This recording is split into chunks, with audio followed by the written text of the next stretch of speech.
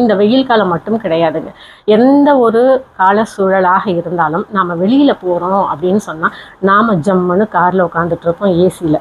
ஆனால் நம்மக்கிட்ட வந்து உதவின்னு கேட்கக்கூடிய திருநங்கை சகோதரிகள் இருக்காங்க இல்லையா, அவங்க எத்தனையோ இந்த காராக போய் நின்று வண்டியாக போய் நின்று எனக்கு ஒரு உதவி பண்ணுங்க அப்படின்னு நிற்பாங்க. அந்த நேரத்தில் அவங்களுக்கு நாம் செய்யக்கூடிய உதவி அப்படிங்கிறது ஆத்மார்த்தமானதாக இருக்கணும், சுயநலம் இல்லாமல் இருக்கணும். அது என்ன சுயநலம் அப்படின்னு கேட்டிங்கன்னா, இப்போ நம்மக்கிட்ட வந்து கேட்குறாங்கன்னு வச்சுக்கோங்களேன், ஏதாவது இருந்தால் கொடுங்களேன் அப்படின்னு கேட்குறாங்க அப்படின்னா, நாம் அவங்களுக்கு நம்மளால் முடிஞ்ச ஒரு உதவியை நம்ம செய்கிறோம்.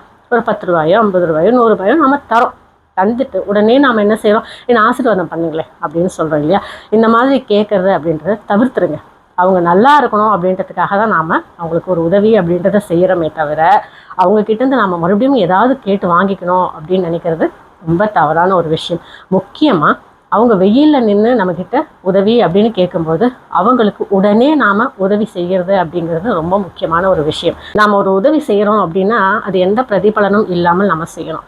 ஒரு 10 ரூபாயை கொடுத்துருவோம், ஆனால் மறுபடியும் நம்ம என்ன செய்வோம், உங்ககிட்ட இருந்து 1 ரூபாயை கொடு அப்படின்னு சொல்லுவோம். ஏன்னா திருநங்கை சகோதரிகள் கிட்டேருந்து நாம் 1 ரூபாய் கையில் வாங்கிட்டோம்னா அது நமக்கு நல்ல வளத்தை தரும் அப்படின்னு நாம் நம்புகிறோம். அது தப்பு கிடையாது. ஆனால் அந்த 1 ரூபாய் கூட அவங்க நம்ம முகத்தை பார்த்து அவங்களுக்கா அந்த எண்ணம் வந்து நமக்கு அவங்க தரணும். அதுதான் வந்து உண்மையான ஒரு ஆசீர்வாதமாக அமையும். அதனால் நாம் ஒரு 10 ரூபாயை கொடுத்துட்டு குடும்பம் முழுக்க நின்று எங்களை ஆசீர்வாதம் பண்ணுங்க அப்படின்னு கேட்காதீங்க. அவங்களுக்கு மனசு இருந்தால் அவங்களே நம்மளை ஆசீர்வாதம் பண்ணுவாங்க.